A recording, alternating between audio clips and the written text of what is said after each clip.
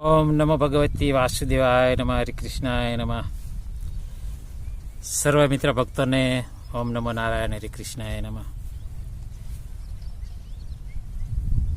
आज આપણે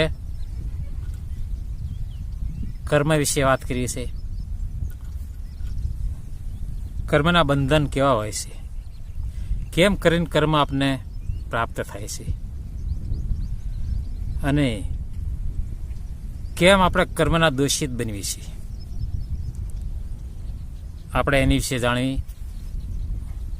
ભક્તો મિત્રો, ઘણો સમય થઈ ગયો વિડીયો બનાવવાનો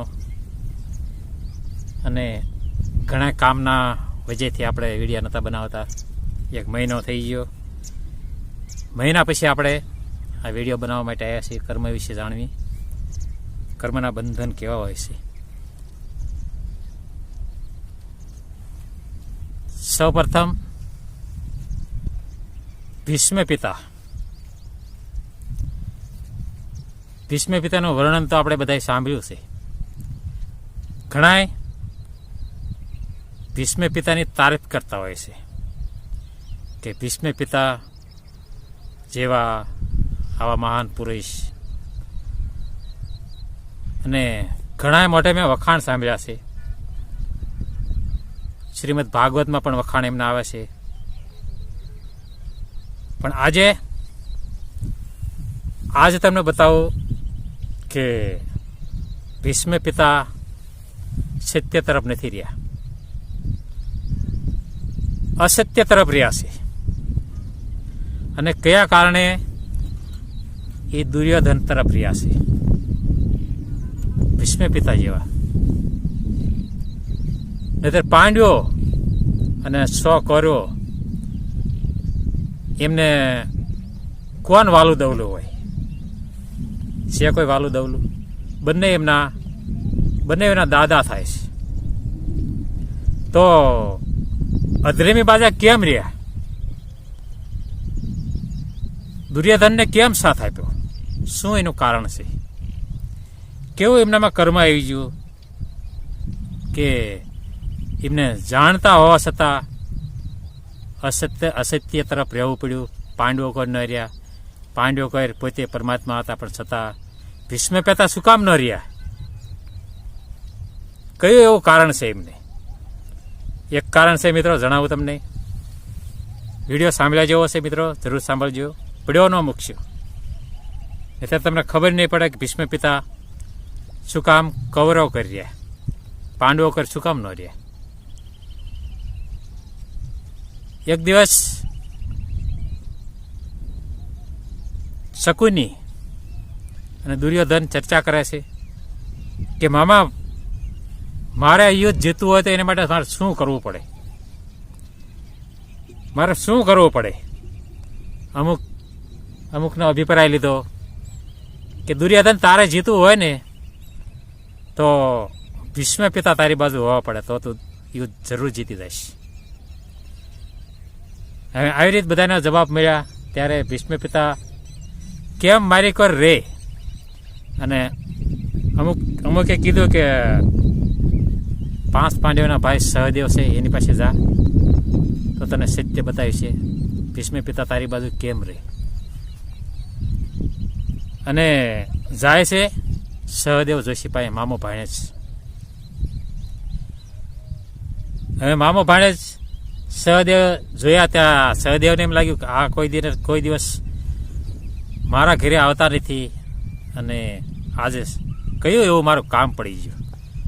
અને આવીને કહે છે કે વંદન કરે છે દુર્યોધન સહદેવને, કારણ કે એની પાસે કંઈક મેળવવું છે, એના કારણે આવા લોકો હોય ને કંઈક મેળવવા માટે ઘણી રમતીઓ કરતા હોય છે, રમત કરી।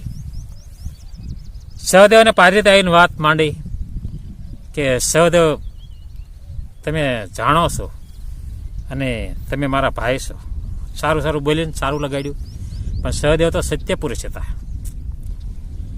કે મારે જાણવું છે ભીષ્મ પિતા તમારી બાજુ ન રહે, અમારી બાજુ કેમ રહે? હવે જે પોતે દુશ્મન છે એની પાસે જાણવા જાય એટલે, પણ છતાં ભગવાન શું કામ 5 પાંડવો રહેતા?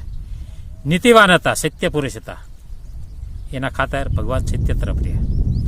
અને ભગવાન હંમેશા સત્ય તરફ જ હોય. અધર્મખોર ભગવાન કોઈ દિવસ ના હોય. ત્યારે સહદેવે કીધું, ભલે કે તું આવ્યો દુર્યોધન, પણ હું સત્ય તને બતાવું.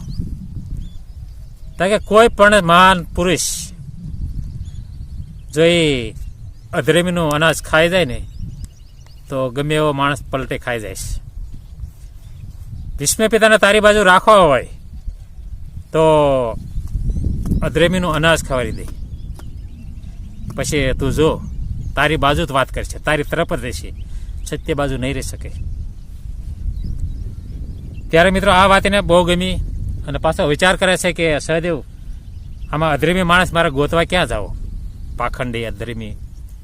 અને એ પણ સત્ય કહી દીધું સહદેવ જોશીએ કે મને તો તમારા મામા ભાણે સિવાય બીજું પાખંડી અધર્મી મને કોઈ દેખાતું નથી. દુર્યોધન, તારા ઘરનું તો અનાજ એને ખવડાવવા માંડી એટલે ભીષ્મ પિતા પલટી ખાઈ દે છે, તારીખોર થઈ જાય છે. સત્ય બાજુ નહીં રહી શકે અને તારી બાજુ બોલશે અને તારી તરફ થઈને યુદ્ધ કરશે. એ વાત દુર્યોધનને બહુ ગમી. મામા ભાણેજ આવે છે અને ભોજનની વ્યવસ્થા કરી નાખી કે કોઈ દિવસ આ ભીષ્મ પિતાને ક્યાંય જમવું ન પડે, કાયમી આપણા ઘરનું જ અનાજ ખવડાવવા માંડો. ઓર્ડર વાળી દીધો આ દુર્યોધને, મામા ભાણેજી. અને જો અનાજ ખાવાથી મિત્રો, અનાજમાં કેટલો ફરક હોય છે વિચાર કરજો મિત્રો, કે જ્યાં ત્યાં ખાય ન લેવું. કોઈ કેવા માણસ, કોઈ કેવા માણસ અધર્મીનું જો અનાજ ખવાઈ ગયું હોય ને તો આપણે મતિ ફરી જાય, મન ફરી જાય, બુદ્ધિ ફરી જાય, ઘણી બાબતતા બને છે. આ ભીષ્મ પિતા જેવા ફરી ગયા મિત્રો, વિચાર કરો. ભીષ્મ પિતાની મતિ ફરી જાય, બુદ્ધિ ફરી જાય અને કાંઈ એને વિચાર ન હોય કે 5 પાંડવ એના પિતા પણ નથી તો હું 5 પાંડવ કરી રહું. આ તો 100 કર્યો હશે અને ધૃતરાષ્ટ્ર છે અને એને બધા સાથ સહકારવાળા છે અને જાજા રાજાઓ પણ એના કાબુમાં છે તો એની તરફ ન રહો. પાંડવો કરી રહ્યો તો પાંડવો જીતી જાય, સત્ય માણસો છે એની તરફ ન રહ્યો મિત્રો. અને આ દુર્યોધન તરફ રહ્યા. અને અનાજ ખાવાથી માણસની મતિ આવી ફરી જાય છે. અને એના કારણે થોડીક પાંડવો કોઈ લાગણી રહી, દેખાવ માટેની ખાલી લાગણી રહી. અને એ લાગણીમાં ખાલી પાંડવો સાથે વાતાવરણ સારું કર્યું અને યુદ્ધ લડ્યો. 100 કોર્યો થઈને યુદ્ધ કર્યું. તમે મિત્રો વિચાર કરો કે ગંગા પુત્રે ભીષ્મ પિતા જો આ અનાજ એને ફેરવી નાખતો હોય તો આપણે જેવા મામૂલી માણસ તો શું કહેવાય એને આગળ. હવે યુદ્ધના જ્યારે મંડાણા ત્યારે ભીષ્મ પિતા થોડુંક સાવચેતી રાખે, એમ કે 5 પાંડવોને મારે મારવા નથી, ખાલી દેખાવ પૂરતો, દુર્યોધનને દેખાવ પૂરતો યુદ્ધ કરું. અને આ વાત શકુનીએ દુર્યોધનને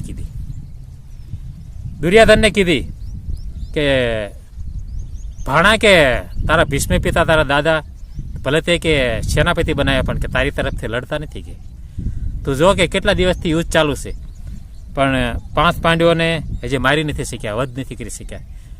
તું દબાવ કર. અને ત્યાર પછી આ દુર્યોધનને કાન ભમોડ્યા આ શકુનીએ અને ભીષ્મ પિતાની શિબિલમાં આવે છે. ત્યાં જઈને અતિ ક્રોધિત થયો ભીષ્મ પિતા ઉપર. અને તમે મારી તરફથી લડતા નથી, પાંડવો કરશો તમે, ખાલી દેખાવ મારી કરશે, મારી તરફથી તમે લડતા નથી. ત્યારે ફૂલ દબાવ આવ્યો. ત્યારે ભીષ્મ પિતાએ પ્રતિજ્ઞા લીધી કે કાલ સૂર્યદેવ થતા 5 પાંડવોને હું મારીશ, એકને જીવિત નહીં છોડું. 5 પાંડવોને મારીશ અને એકને જીવિત નહીં છોડું. હવે આ પ્રતિજ્ઞા લીધી, આખા હસ્તિનાપુરમાં વાત વ્યાપી જઈ કે ભીષ્મ પિતાની પ્રતિજ્ઞા એટલે કે પૂરું થઈ રહ્યું. દુર્યોધન તો જીતી ગયો. હવે 5 પાંડવોને આ છેલ્લી રાત છે કે. અને યુધિષ્ઠિરને ખબર પડી, નકુલને, સહદેવને, ભીમને, માતા કુંતાને બધાને ખબર પડી. અને બધા વાતાવરણ કરવા માંડ્યા કે ભીષ્મ પિતાએ પ્રતિજ્ઞા લીધી છે આપણને મારવાની. બધા ચિંતિત થઈ ગયા કે ભીષ્મ પિતાની પ્રતિજ્ઞા એટલે ક્લાસ કે પૂરું થઈ રહ્યું કે હવે 5 પાંડવો કે જીવી રહ્યા કે. હવે ચિંતકમાં વિચાર કરે છે કે અર્જુન ક્યાં છે કે ભીષ્મ પિતા જેવાએ પ્રતિજ્ઞા લીધી છે અને અર્જુન ક્યાં છે કે જ્યાં અર્જુન એની સિબિલમાં જાય ત્યાં નિરાયતે ઊંઘે છે અને હાથે છાતી પર હાથ રાખી નિરાયતે જાણે કોઈ જાતની ચિંતા ન હોય. આને કાંઈક એવી ચિંતા છે અને અર્જુનને જરા પણ ફિકર નહીં. અને આ મિત્રો એક જાણવાનું છે કે ભક્તને ભગવાન ઉપર કેટલો ભરોસો છે. તમે વિચાર કરજો મિત્રો, જાણવા જેવો પ્રસંગ છે. અને ત્યારે અર્જુનને જગાડે છે કે અર્જુન જાગ કે તું શું કે ઊંઘસ કે કેવું યુદ્ધ ચાલી રહ્યું છે અને ભીષ્મ પિતાએ કે પ્રતિજ્ઞા લીધી છે અને આપણે પાસેને મારી નાખશે કે પ્રતિજ્ઞા લીધી છે કે આટલી ચિંતા અમે કરવી છે તું નિરાતે ઊંઘસ કે. અને ભગવાન શ્રી કૃષ્ણ સાથે છે ત્યારે અર્જુન આમ આંખું ગાળે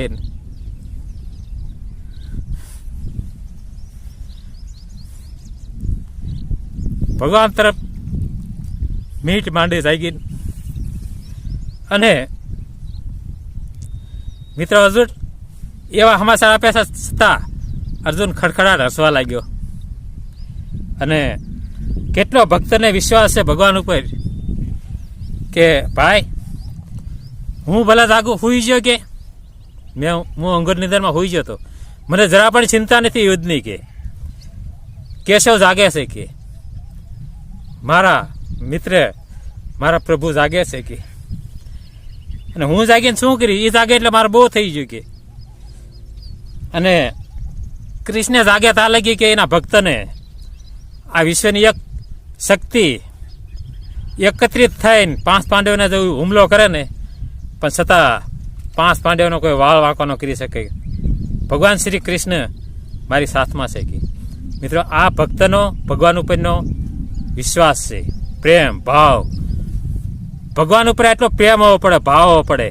આ ભગવાન શ્રી કૃષ્ણ એક એવું તત્વ છે, પૂર્ણ અવતાર. આ તો ખાલી દેખાડવા માટે આ બધું યુદ્ધ કર્યું છે મિત્રો કે કોઈ કે 5 પાંડવોને કોઈ મારી નાખે, કોઈનો વધ કરી શકે. ભગવાન જ્યાં સુધી સાથે છે ત્યાં લગી કોઈનો વાલ ન વાકસ કરી શકે. મિત્રો અર્જુને આ સવાલ કીધો મિત્રો. એટલે મિત્રો સાંભળજો, અનાજ ખાવાથી કેટલા આપણા પાપના દોષિત બની છે. ભીષ્મ પિતા જેવા ફરી જાય મિત્રો. તો ભીષ્મ પિતા શું કહેવાય? ભગવાન આગળ શું કહેવાય? કાંઈ ન કહેવાય મિત્રો. એવા હજારો ભીષ્મ પિતા આવે ને તોય ભગવાનમાં એટલી ક્ષમતા છે કે એને કોઈ હરાવી નથી શીખ્યું. આજની તારીખ લગીમાં યુગો વીતી ગયા, આ જન્મારો વીઆઈ ગયા, કેટલા વખત યુગો બદલાઈ ગયા, પણ ભગવાનનો કોઈ વાળ વાંકો હજી લગન કોઈ કરી નથી શક્યું. આ તો બધી એને રમત છે, સામાન્ય છે. એક સંકલ્પ માત્રેથી આ વિશ્વનો વિનાશ કરી નાખે, સંકલ્પ માત્રેથી વિશ્વનો ઉત્પત્તિ કરી નાખે એવા ભગવાન શ્રી કૃષ્ણ. મિત્રો આ વાત જરૂર સાંભળજો. આ મહાભારતની વાત હતી મિત્રો. અને ભક્તને ભગવાન ઉપર કેટલો ભરોસો છે એમાં તમને જાણવા મળશે. જરૂર મિત્રો આ વિડીયો સાંભળજો, ફોલો કરજો, સબસ્ક્રાઈબ કરજો મિત્રો. હરિનારાયણ.